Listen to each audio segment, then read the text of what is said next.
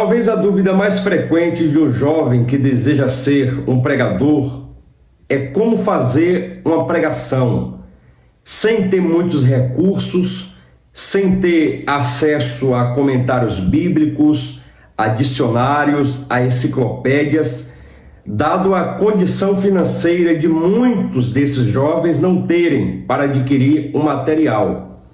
E se fala muito, os pregadores até fazem chacota de pregadores jovens que não têm condição e fazem uso do Google, da internet. Eles pregam, essa aqui eu não peguei no Google. Mas nem todo pregador, ou nem todo jovem que deseja ser um pregador, tem condição financeira para comprar uma enciclopédia, um dicionário. Eu, por exemplo, tenho alguns materiais aqui que são, entre aspas, um pouco caro, mas quando eu comecei a pregar, eu não tinha condição. Então, como eu comecei a fazer pregação sem ter acesso a esses materiais? É sobre isso que eu irei falar nesse vídeo e ensinar a você como fazer uma pregação sem ter muitos recursos, fazendo uso de materiais que você tem aí na sua casa e fazer mensagens poderosas, mensagens relevantes que dá para você pregar em qualquer congresso, em qualquer evento que você for convidado, sem fazer vergonha. O primeiro passo, o ponto 1 para você fazer uma pregação é ouvir outros pregadores. Vou repetir. O primeiro passo para você fazer pregações relevantes, poderosas, é ouvir outros pregadores. Quando nós começamos a pregar, geralmente a gente se espelha em outros pregadores. Eu comecei a pregar me espelhando em outros pregadores, como o pastor Josué Brandão, o pastor Abílio Santana, o pastor saudoso Mário Salles e outros pregadores que eu poderia mencionar aqui nesse vídeo, mas estou mencionando os mais conhecidos para você ter uma noção. Claro que eu não fiquei apenas nesses pregadores. Eu ouvi outros pregadores não muito famosos, mas que me ajudou a evoluir no meu conhecimento, como o pastor Alderi Nelson Rocha, o pastor Hernandes Dias Lopes e outros pregadores. Quando você ouve outro pregador, você aprende vendo em uma pregação o que é uma pregação. Como eu vou saber o que é uma pregação sem ver alguém pregar? Lá eu vou ver como ele se porta no púlpito, como ele se inicia a pregação. Ou você acha que eu comecei a pregar e a cumprimentar os irmãos porque eu tive uma visão espiritual? Eu acordei um dia dizendo, olha, Deus me deu uma visão espiritual que eu tenho que começar assim. Meus irmãos, a paz do Senhor. Não, eu vi outro pregador fazer isso e eu comecei a imitá-lo. Olha, então quando eu começar a pregar, eu tenho que cumprimentar os irmãos com a paz do Senhor. Depois eu aprendi, abra a sua Bíblia no livro tal, no evangelho tal, e foi assim que eu aprendi de outro pregador. A vantagem de você ouvir outros pregadores é que você vê como se prega e você aprende ouvindo, porque ali ele vai pregar. Você aprende como fazer e aprende como desenvolver uma pregação. Não caia nessa armadilha de que você não deve ouvir outro pregador, senão ninguém deve te ouvir. Você não deseja ser um pregador?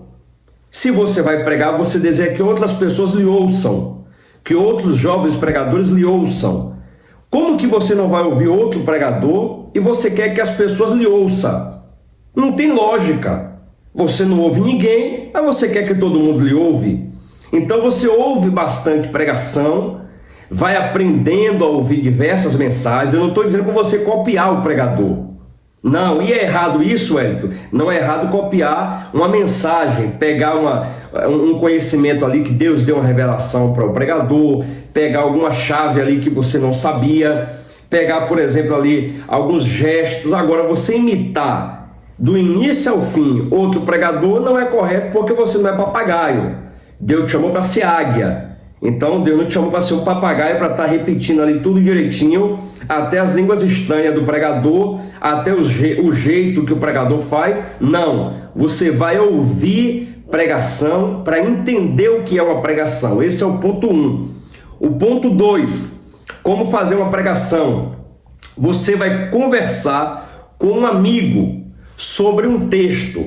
Por exemplo, Lucas capítulo 15 é um exemplo que eu estou dando. Ali Jesus conta uma parábola com 3 histórias diferentes. Primeiro, ele fala sobre a ovelha perdida, depois a dracma perdida e sobre o filho pródigo. Você vai conversar com um amigo que também deseja ser pregador e vai perguntar: por que Jesus contou essas 3 histórias? Qual é o sentido dessas 3 histórias? Será que aqui é uma parábola só, com 3 histórias diferentes? Ou será que são 3 parábolas em um capítulo só? Por que tem uma certa ligação com as mesmas histórias? Porque ali o capítulo praticamente fala sobre os achados e perdidos. Ele começa falando sobre a ovelha que se perdeu, o pastor achou. A dracma que se perdeu ou que foi perdida e a mulher achou. O filho pródigo que se perdeu, voltou para a casa do pai, foi achado. Nessas conversas entre amigos, vai desenvolvendo algo muito poderoso, que é a curiosidade. Toda criança que começa a desenvolver, a andar, a falar, ela tem curiosidade. Já percebeu que uma criança, ela pergunta muito? Ela chega: papai, o que é isso? Papai, o que é aquilo? Mamãe, o que é isso? Ela tem curiosidade. Quando você perde a curiosidade, você deixa de aprender. O curioso, a pessoa que tem curiosidade, ela aprende rápido, porque ela quer saber, ela quer aprender. Então você começa em uma conversa a falar, o outro que já não sabia, porque ele não é você, vai passar a saber porque você falou. O outro que também tem algo, uma pérola, um conhecimento bíblico que ele ouviu de outro pregador, que ele aprendeu, vai falar contigo e você vai aprendendo.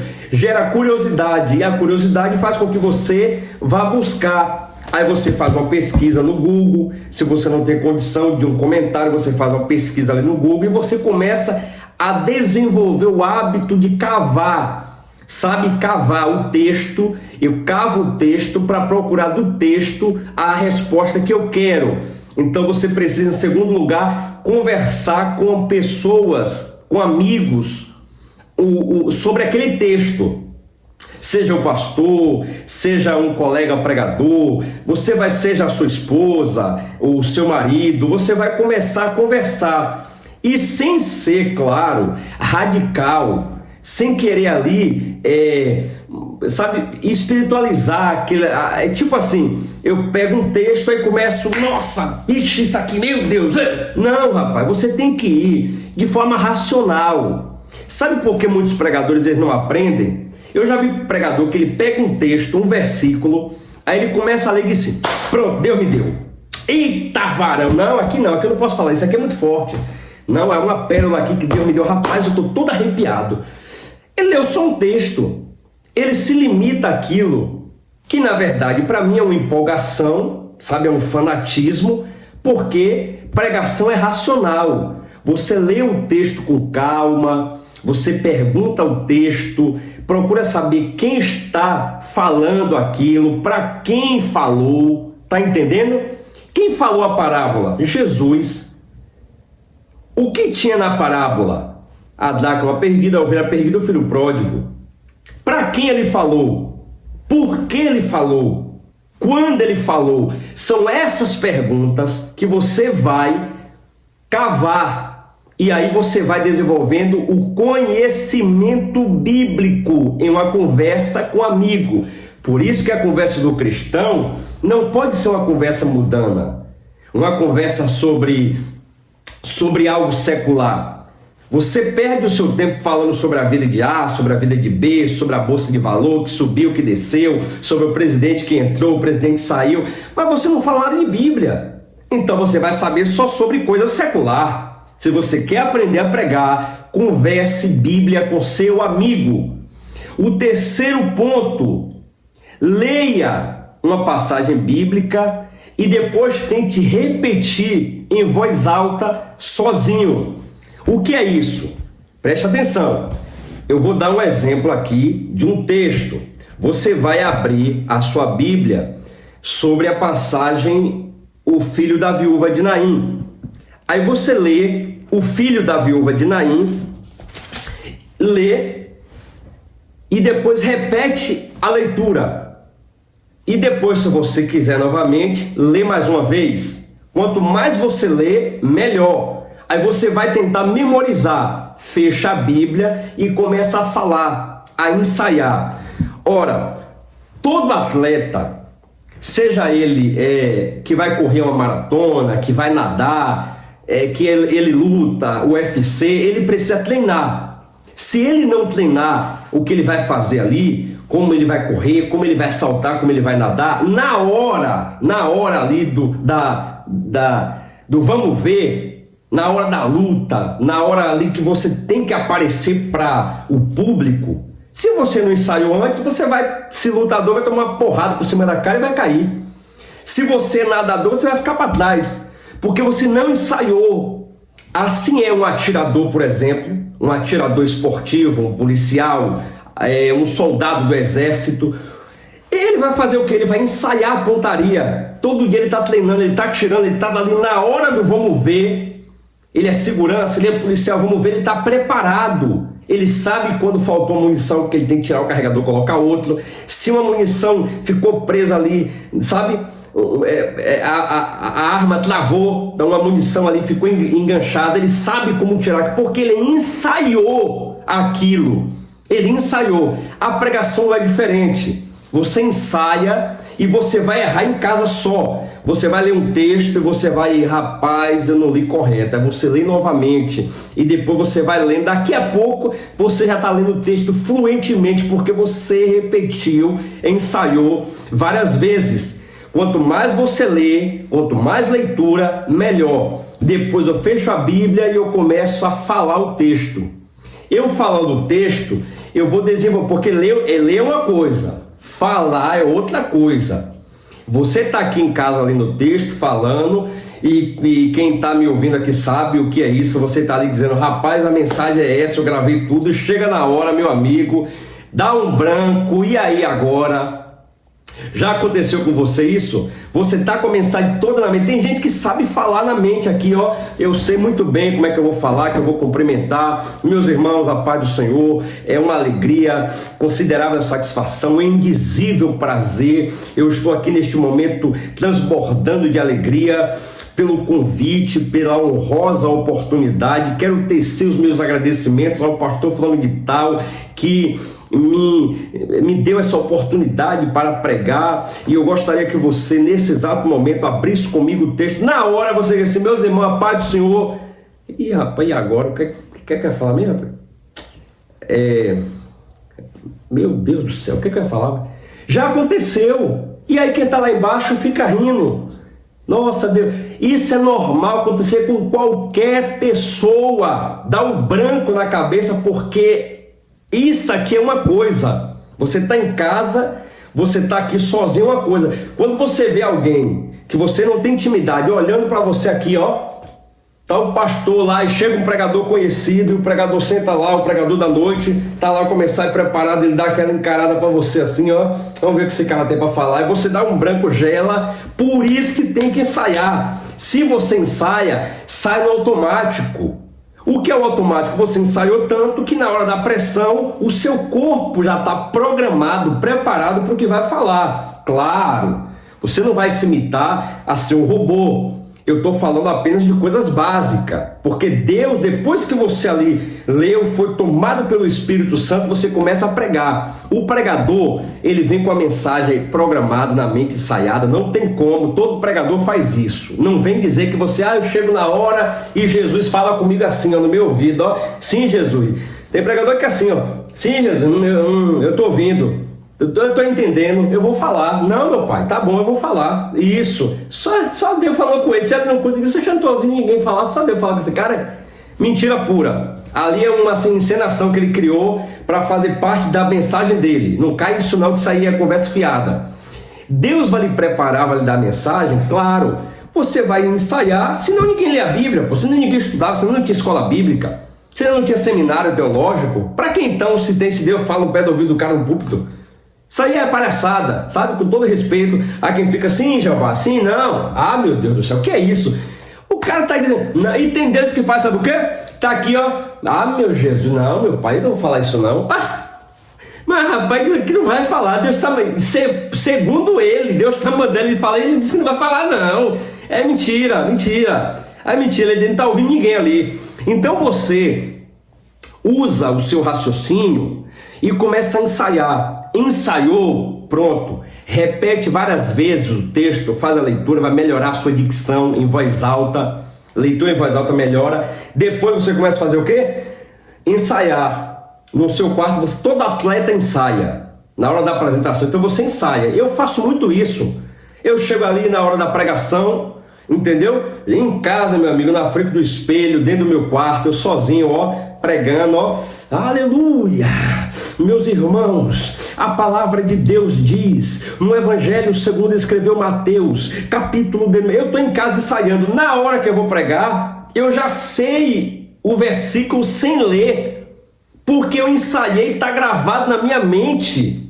Você está entendendo? Ensaia, lê o texto, faz repetição da leitura em voz alta, melhora a sua dicção, melhora também, você consegue memorizar o texto, e no quarto você vai falando só sobre o texto, não estou falando sobre mensagens, entendeu aí? Quarto ponto, que esse é um dos pontos espirituais que não pode faltar, ok? Lembrando que a Bíblia é um livro espiritual, a Bíblia é um livro espiritual. Não estamos falando de um livro secular. Por exemplo, eu tenho aqui um livro secular, alguns livros que nesse instante eu vou usar eles aqui para apresentar a vocês, escritos por homens. Esses livros aqui não são inspirados pelo Espírito Santo. Então o que é que você vai fazer? Você vai ler a Bíblia, como é um livro que o autor está presente, quem é o autor? Deus, o Espírito Santo, Jesus, Deus, o mundo espiritual, para que você entenda de uma forma bem direta, está presente quando você está lendo a Bíblia, porque é um livro espiritual. Eu vou precisar do entendimento. Por exemplo, a Bíblia tem texto que às vezes você não entende. Você está lendo aqui e diz, rapaz, eu não estou entendendo. Aí você faz o quê? Eu vou recorrer a um comentário bíblico, eu vou recorrer a um dicionário bíblico. Correto. Mas se eu não tiver condição para um dicionário bíblico, um comentário, aí que está o segredo. Peça sabedoria e direcionamento do Espírito Santo, porque ele foi o autor desse livro. Esse livro aqui que você está lendo, esse livro foi inspirado pelo Espírito Santo. Ele é o autor. Então, quando você lê o texto e não entende, eu faço assim: Deus, abre os meus olhos espirituais, dá-me sabedoria e entendimento para que eu entenda a sua palavra. Gente, quando você entende, fica fácil. Por exemplo, você comprou um carro. Esse carro, ele é um carro 2023, é um carro novo, tem muita tecnologia. Vem, todo carro tem isso, um manual. Esse manual vai dizer, olha, esse botão aqui faz isso, esse aqui faz isso. O negocinho para botar lá a gasolina, abre aqui. É o manual. A Bíblia é o nosso manual. Quando eu leio a Bíblia, quando eu leio um texto, esse livro está me ensinando alguma coisa. É um manual para a minha vida, a minha fé fortalecer, como eu não pecar, como eu resistir à tentação. É para isso que serve a Bíblia. A Bíblia serve para como eu buscar Deus, quem é Deus. Você está entendendo? Então, para eu entender essas coisas espirituais, eu preciso, claro, pedir o entendimento do Espírito Santo, e ele vai dar o entendimento. Gente, eu já falei isso aqui diversas vezes. Eu não tenho o segundo grau completo. Parei na primeira série do primário, sem saber ler e sem saber escrever. Eu aprendi a ler e escrever sozinho. Eu sou autodidata. O que é autodidata? Alguém que sozinho aprendeu a escrever. Claro, quando eu falo só, sem ajudas humanas. Eu não passei por uma faculdade. O Wellington Mancini disse que tem teologia e filosofia. Tenho. Depois que eu aprendi a ler, depois que eu aprendi a escrever, o pastor Josué me deu a bolsa de estudo, mas eu não tenho nível superior. Eu ia nas salas de aula só para aprender. Eu não tinha condição de comprar material. Eu ia na sala de aula, na faculdade, só para aprender, para ouvir o professor ensinar. E aí eu aprendi algumas coisas, mas ler e escrever eu aprendi só. E eu pedi a Deus, quando eu estava no meu quartozinho, tinha aquela bíbliazinha azulzinha pequena, eu falava: Deus, me ensina a ler, me ensina a entender. Para mim era impossível aprender a ler. Para mim era impossível. Quando eu aprendi a ler, foi uma alegria. Eu vendia picolé na época, passava pela rua lendo a placa das lojas, aí parava e ficava soletrando. Aí, para eu tirar minha dúvida, eu perguntava para alguém: ali está escrito o quê? Aí a pessoa dizia. Se eu errasse, eu ficava quieto e depois, então aquela letra ali não é essa aqui. E eu fui aprendendo assim, pedindo ajuda a Deus. Claro que você precisa. Não estou dizendo que você não deve ir para a faculdade. Quem tem condição, faça faculdade. Tem diplomas, mas diploma, se você tem condição, faça. Mas quem não tem, meu irmão, faz o quê? Quem não tem, faz o quê? Peça ajuda a Deus para lhe ensinar. Eu tenho muita fé que Deus, o Espírito Santo de Deus, que é o Deus Pai, o Deus Filho, o Deus Espírito, o Deus Espírito Santo, ele ensina qualquer ser humano a aprender qualquer coisa. Você acha como, irmão, que um ser humano vai ter inteligência para criar um avião, por exemplo, algo que não está preso a nada e fica voando sem nada? Ah, a sabedoria que Deus deu ao homem, rapaz. O cara vai criar um carro. Tá entendendo? Criar um telefone. Como é que o cara cria um telefone, meu irmão? Um telefone que tira uma foto, grava, que se liga a uma internet sem fio nenhum, via Wi-Fi. Quem é que deu essa inteligência ao homem? Deus! É Deus quem dá inteligência ao homem. Não adianta, é Deus quem dá. Quer uma prova disso? O teu professor que está te ensinando, ele aprendeu de quem? De outro professor. O outro professor aprendeu de quem? De outro. Mas no princípio, no início, que não tinha professor, quem foi que ensinou, meu irmão, o cara a falar? Quem foi que ensinou ele a ler? Quem foi que ensinou ele a escrever? Sozinho. Deus dá a direção, Deus tem os seus meios, as suas formas, e quem quiser interesse fica doido. Deus tem, é Deus quem dá a sabedoria. Por isso que a Bíblia diz que o homem natural não entende as coisas espirituais. Ele não vai entender mesmo. Como é que Deus pega um cara que não sabe ler nem escrever e daqui a pouco faz ele ser um pregador? O cara falar fluentemente, saber interpretar um texto. Isso é Deus. Então busque Deus. O último lugar, que é o quinto ponto, vamos recapitular. Primeiro, ouça pregações. Segundo, converse sobre um texto com seu amigo. Terceiro, leia uma passagem bíblica e faça a repetição dela várias vezes, depois ensaia sozinho. Ela vai melhorar a sua dicção, a sua memória.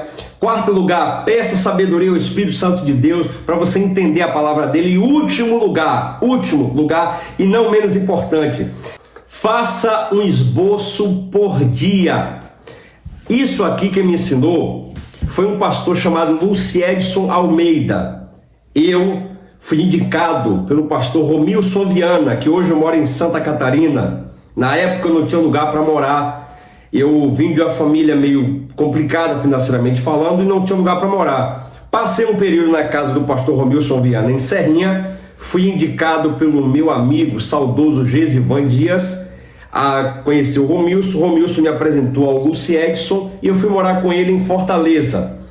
Lá ele tinha na época 2 centros de recuperação, uma sede onde ele e a sua esposa morava e uma filial. um outro centro de recuperação. E ele me colocou na responsabilidade de ficar lá, sendo o monitor, o mentor espiritual, digamos assim. Eu não era pastor, mas eu ficava lá fazendo aquele culto toda manhã, tarde e noite, sabe, com os internos. E aí uma vez eu falei para ele: rapaz, de manhã, tarde e noite é muita mensagem. De manhã, tarde e noite, toda hora mensagem, rapaz, eu não tenho tanta mensagem assim não. E ele falou comigo: olha, você não precisa de 3 mensagens por dia? Sim. Pois eu vou lhe ensinar uma coisa. Todo dia faça uma mensagem.